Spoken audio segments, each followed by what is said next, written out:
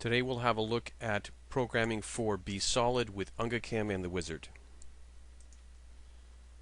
Let's bring up a part. This is a gable for a lower cabinet. Ensure that we don't have a program there, so we start from scratch. Go to the wizard. We're going to ask it to auto-orient, do all vertical drilling, do all horizontal drilling, do vertical pockets, do a perimeter route,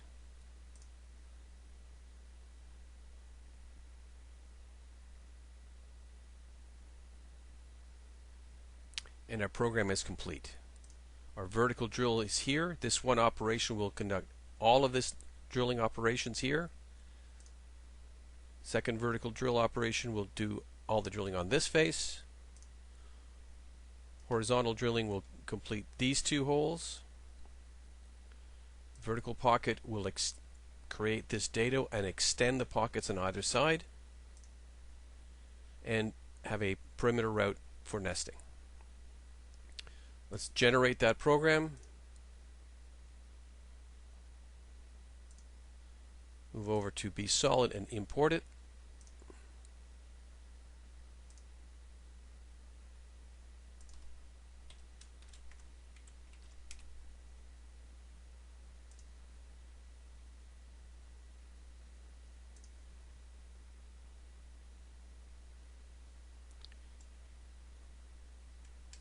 Here we have the pocket outline indicating it's going beyond the edge of the material.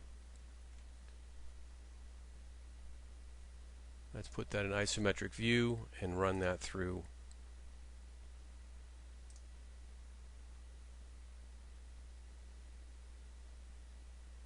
And there it is.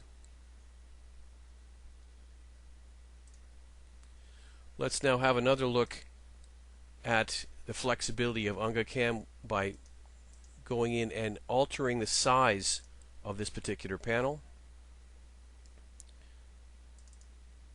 We're going to change this to 48 inches.